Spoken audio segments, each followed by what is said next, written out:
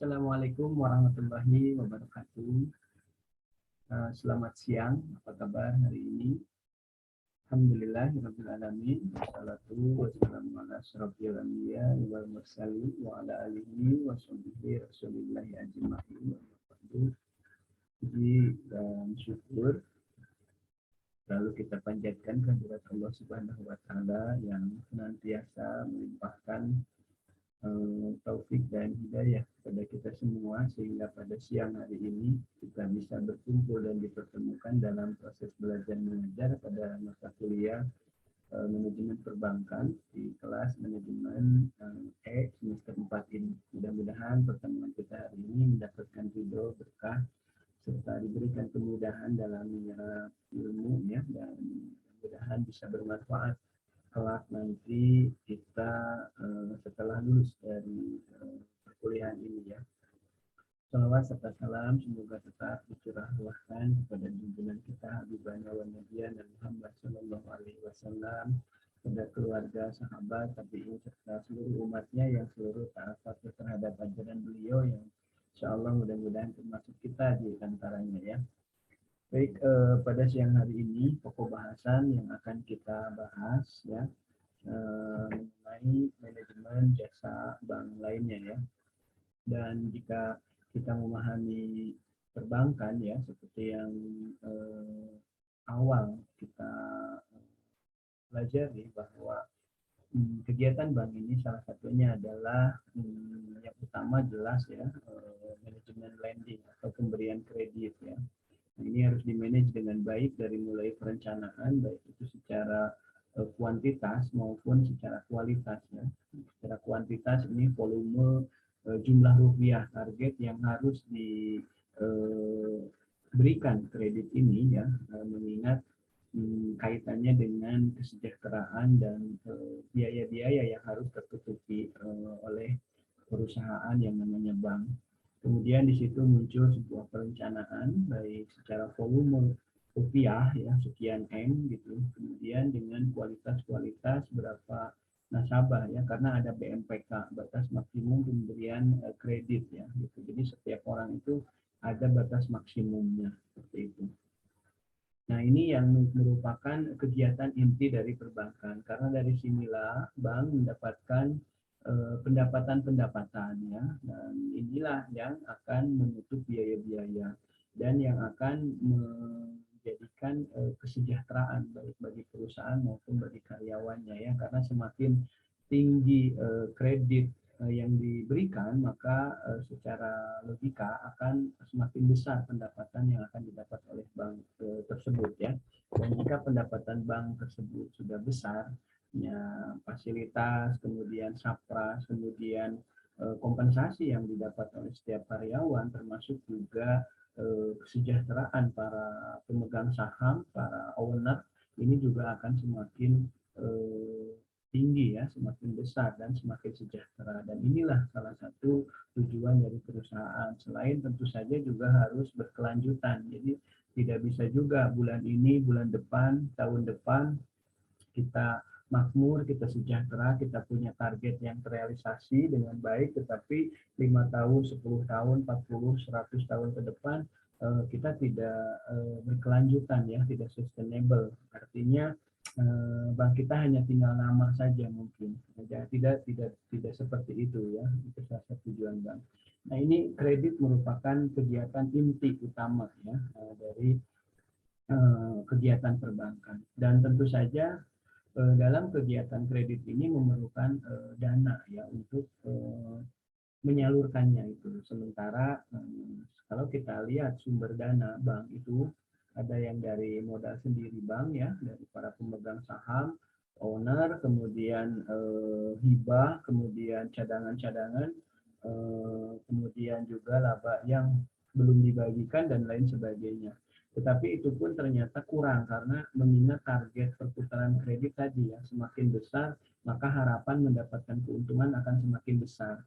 Maka dari itu biasanya bank merasa perlu juga untuk menghimpun dana. Nah inilah yang menjadi kegiatan bank yang selanjutnya ya, dan kegiatan menghimpun dana tentu saja tidak hanya dari para pemilik modal itu sendiri, karena pada akhirnya juga akan menjadi terbatas, akan selalu kurang, dan pada akhirnya menghimpun dana lah dari masyarakat dan melalui produk-produk simpanan dengan berbagai kelebihan ya yang ditawarkan, mengingat kompetitor bank itu tidak hanya bank yang ada di tempat kita bekerja saja, banyak pesaing-pesaing lain juga yang melakukan hal yang sama. Nah, bahkan hasil penghimpunan dana dari masyarakat dan modal sendiri pun pada akhirnya selalu ada kekurangan, apalagi pada hal-hal tertentu ya. Nah, sehingga di funding ini perbankan merasa perlu juga untuk meminjam kepada pihak atau lembaga lain. Maka muncullah pinjaman kepada pihak lain. Itu juga yang disampaikan oleh kelompok 2 atau kelompok 3 ya waktu manajemen funding ya, seperti itu. Dan sekarang kegiatan-kegiatan yang ketiga adalah manajemen jasa bank lainnya ya. Jadi memang jika kita sampaikan tadi bahwa bank itu pendapatan utamanya dari pelemparan kredit ya. Tetapi semakin ke sini kredit itu persaingannya itu semakin ketat dengan perbankan lain. Nah, dalam kredit dari sisi pricing, harga atau bunga, orang masyarakat itu menginginkan bunga itu rendah kan kalau dalam kredit, kalau dalam simpanan sudah barang tentu pinginnya tinggi ya gitu. Nah, pada saat bank kita melempar kredit ternyata bunga kredit kita ketinggian karena ada kompetitor yang lebih rendah. Nah, ini juga mereka akan beralih kepada yang lain. Nah, merasakan akan hal tersebut ya, walaupun mereka juga tidak mengalah ya, dia melakukan hal-hal berbagai cara, tetapi merasakan persaingan pendapatan inti ini semakin ketat dengan kompetitor yang luar biasa banyak, maka beberapa bank mulai mengalihkan, bukan mengalihkan ya, mengelola pendapatan-pendapatan dari jasa bank lainnya, gitu. Karena dari jasa bank lainnya ini juga ternyata akan mendapatkan fee base ya, fee base ya, itu bisa biaya transfer, biasa biaya sewa gitu, tergantung produknya. Nah, maka dari itu produk-produk bank jasa lainnya ya, kalau kita mengenal ada jasa transfer, clearing, inkaso ya, letter of credit, kemudian juga ada jasa payment point online bank. Jadi kalau mau bayar kayak telepon, listrik, PDAM itu bisa di bank. Nah, dan bank kan mendapatkan fee base ya. Ada jasa, biasanya ada 2.500, ada 3.000 tergantung banknya. Kalau BNI saya lihat itu 3.000, kalau BJB itu 2.500. Nah, itu pun menjadi persaingan ketat ya di antara. Jadi kalau Anda menabung di sini akan membandingkan nanti ya.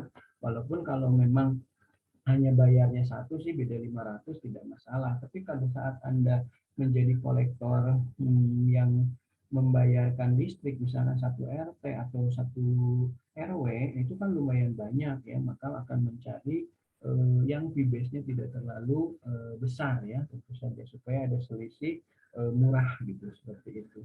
Nah, tentu saja kita yang dapat fee base-nya kemahalan akan ditinggalin oleh masyarakat. Nah, intinya bahwa dari fee base ini, bahwa bank ini akan mendapatkan pendapatan-pendapatan selain pendapatan yang utama dari pemberian kredit.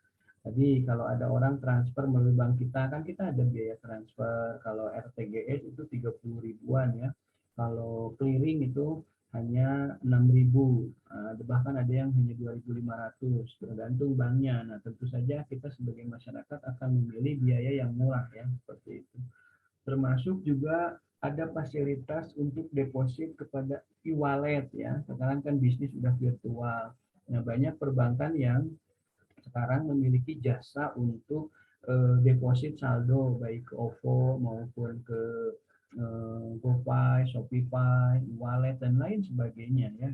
Dan hari ini fasilitas jasa itu bisa dinikmati hanya dalam sebuah HP ya, melalui mobile banking, internet banking, SMS banking dan lain sebagainya. Sehingga Anda kalau mau transfer, kalau mau clearing tidak perlu datang ke kantor banknya ya, sudah memerlukan waktu, kerjaan Anda ditinggalkan ya karena harus datang ke kantor.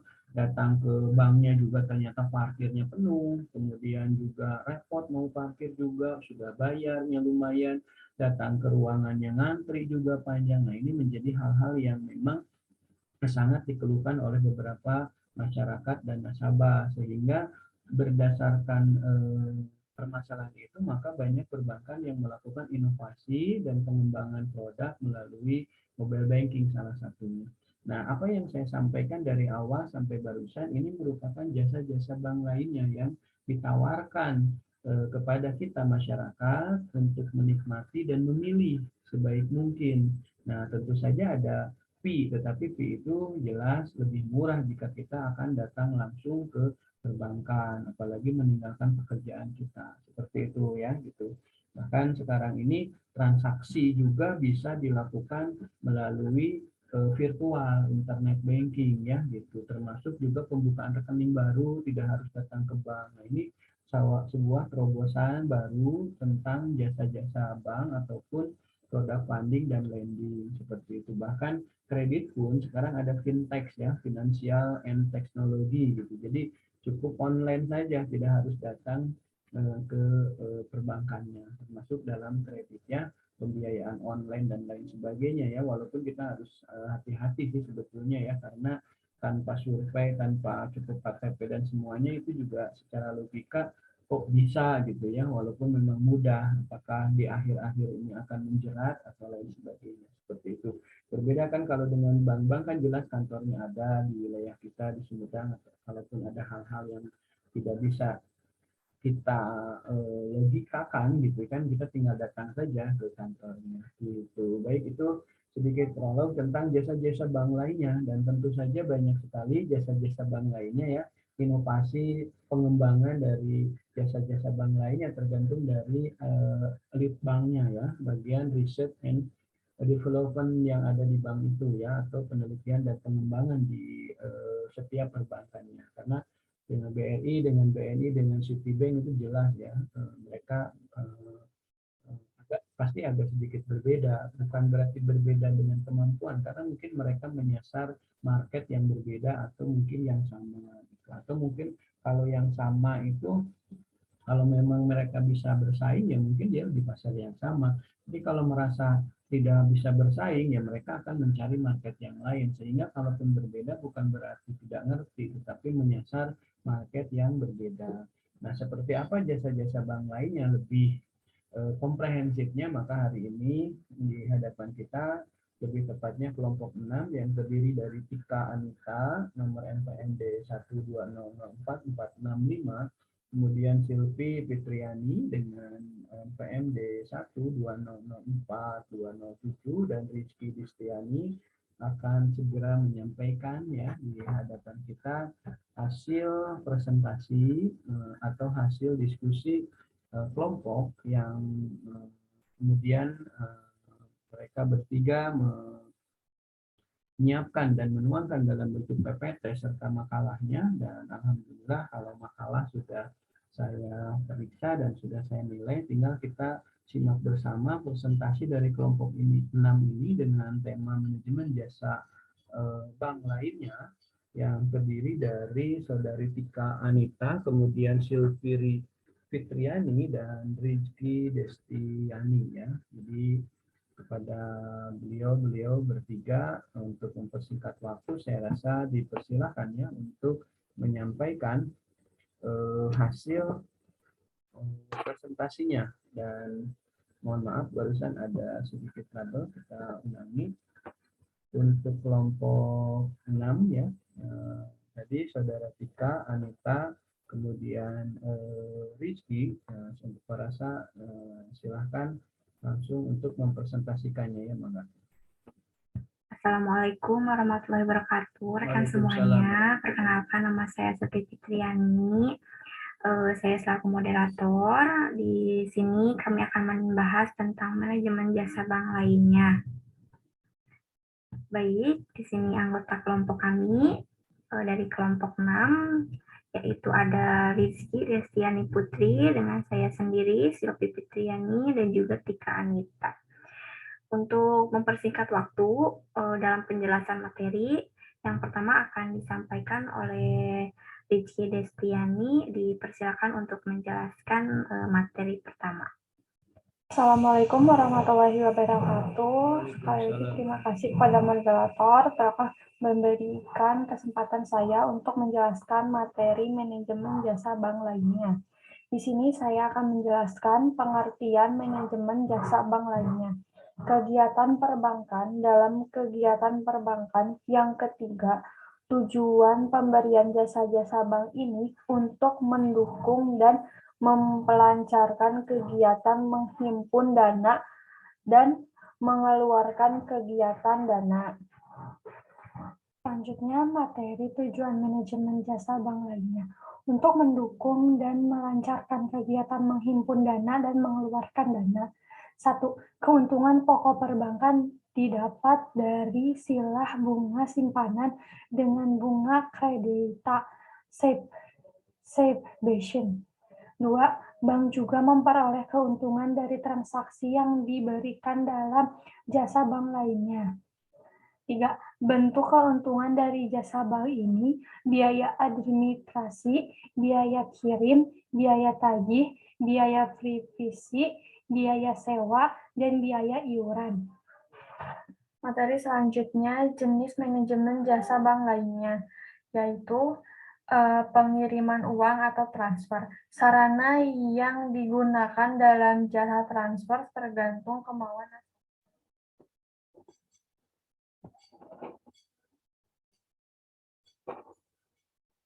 Facsimile, online atau komputer. Selanjutnya, clearing atau clustering. Jasa penyelesaian utang piutang antar bank dengan saling menyerahkan warkat-warkat yang akan dikerilingkan di lembaga keriling. Penagihan warkat seperti cek, begi yang berasal dari dalam kota. Selanjutnya, inkasso atau confliction, jasa bank untuk menagih warkat yang berasal dari luar kota atau luar negeri. Baik, di sini saya akan melanjutkan materi dari Rizky, yaitu jenis manajemen jasa lainnya. Selanjutnya ada Safe Deposit Box atau SDB, yang dimana ini merupakan jasa bank yang diberikan kepada nasabah dengan jalan menyewakan kepada nasabah yang berkepentingan untuk menyimpan dokumen atau benda berharga miliknya. Selanjutnya ada bank card, yang dimana merupakan kartu plastik yang dikeluarkan bank yang diberikan kepada nasabah untuk dipergunakan sebagai alat pembayaran di tempat tertentu, seperti supermarket, hotel, dan lain-lain. Dan ini berfungsi digunakan sebagai ATM atau bisa diuangkan. Selanjutnya ada bank notes, yaitu uang kartal yang dikeluarkan dan diterbitkan oleh bank luar negeri. Selanjutnya ada travel checkbook, yang dimana yaitu nama cek wisata atau cek perjalanan untuk mereka yang suka berpergian atau sering dibawa oleh turis. Selanjutnya ada letter of credit, yang dimana jasa bank yang diberikan kepada masyarakat untuk memperlancar arus barang ekspor impor termasuk barang dalam negeri atau antar pulau. Selanjutnya yaitu memberikan jasa di pasar modal, yang dimana jasa bank yang diberikan dalam rangka mendukung kelancaran transaksi di pasar modal. Selanjutnya ada bank garansi dan referensi bank, di mana ini merupakan jaminan pembayaran yang diberikan oleh bank kepada suatu pihak, baik perorangan, perusahaan, atau badan lembaga lainnya dalam bentuk surat perjanjian. Selanjutnya ada yaitu memberikan setoran dan melakukan pembayaran. Selanjutnya yaitu ada keuntungan manajemen jasa bank lainnya. Nah, keuntungan pokok perbankan yaitu dari selisih bunga simpan dengan bunga kredit atau pinjaman. Nah, di samping keuntungan ini, pihak perbankan juga dapat memperoleh keuntungan dari transaksi yang diberikan dalam jasa bank lainnya. Nah, untuk keuntungan yang diproses dari jasa bank ini, antara lain ada biaya administrasi, biaya kirim,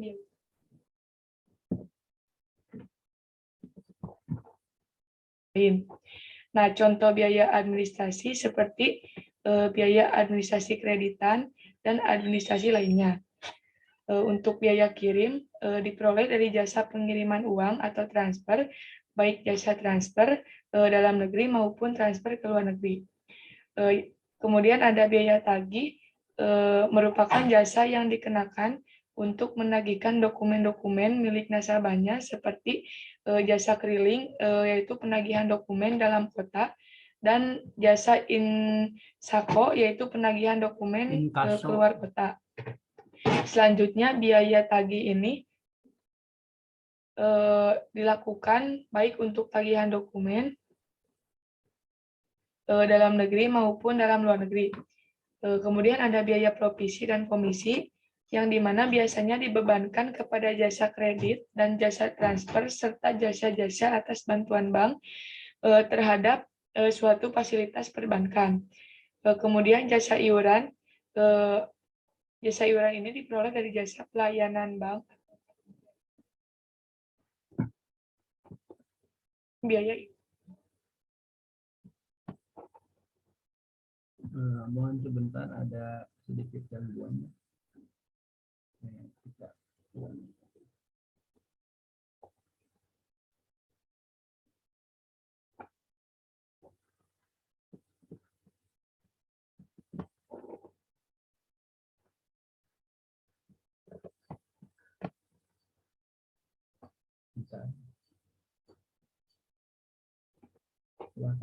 Kemudian jasa iuran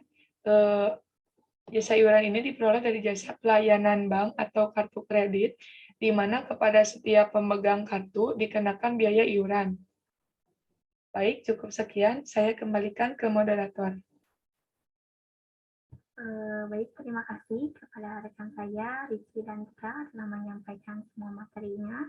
Dan di sini saya sendiri sebagai moderator akan memberikan suatu kesimpulan yang dimana jasa bank lainnya yaitu merupakan kegiatan perbankan. Dalam kegiatan perbankan yang ketiga, tujuan pemberian jasa bank ini untuk mendukung dan memperlancar kegiatan menghimpun dana dan menyalurkan peroleh dari jasa-jasa bank ini, yaitu seperti biaya administrasi, biaya kirim, biaya tagih, biaya provisi,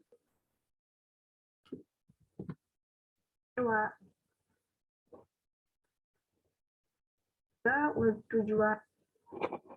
Bentar ya. Ini selalu terjadi trouble.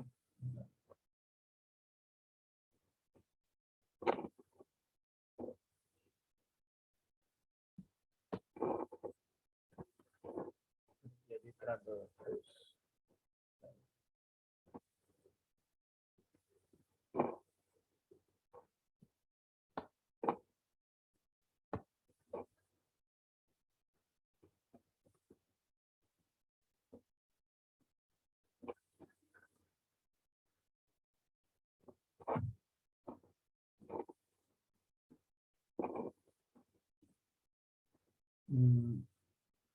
Bentar ya, ini terjadi trouble dalam videonya.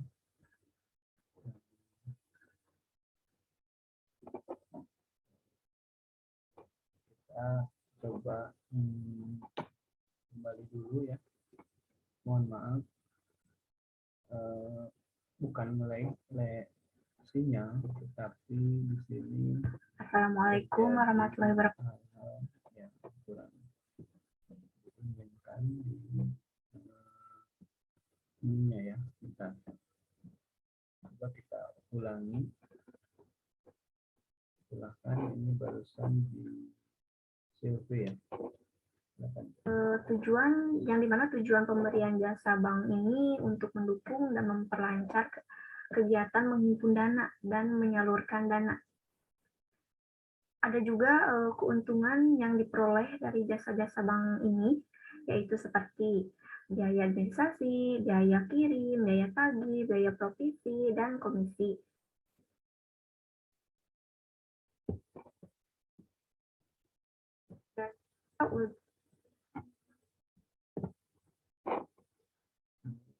Trouble terus ya.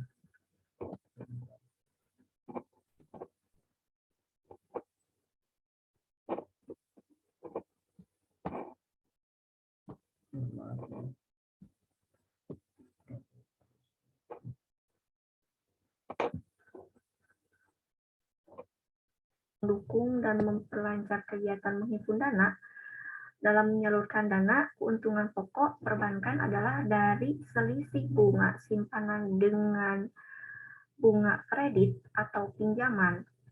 Jadi, diperoleh keuntungan dari jasa-jasa bank ini walaupun relatif kecil, namun mengandung suatu kepastian. Hal ini disebabkan risiko terhadap jasa-jasa bank lain lebih kecil jika dibanding dengan kredit. Mungkin itu satu kesimpulan yang bisa saya simpulkan dari materi manajemen bank lainnya ini.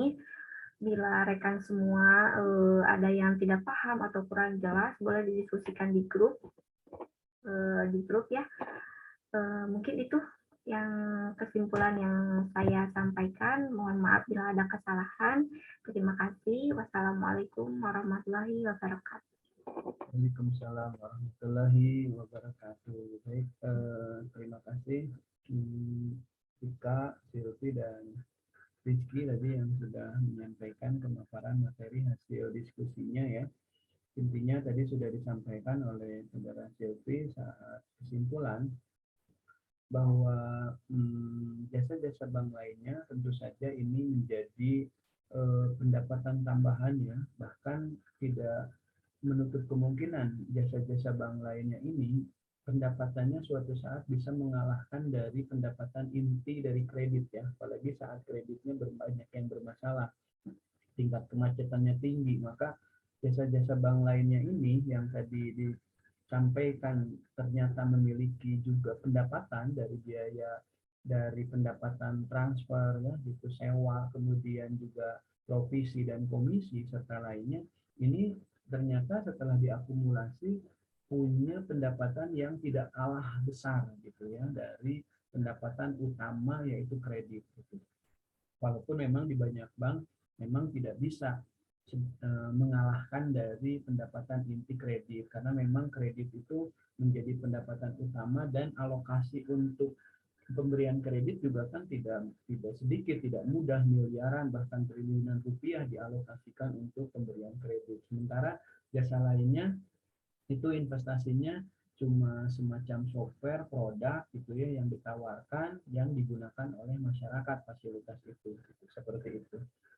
Nah, pendapatan itu akan menjadi pendapatan tambahan, bahkan tidak menutup kemungkinan tadi disampaikan bisa menjadi pendapatan yang mengalahkan pendapatan intinya gitu.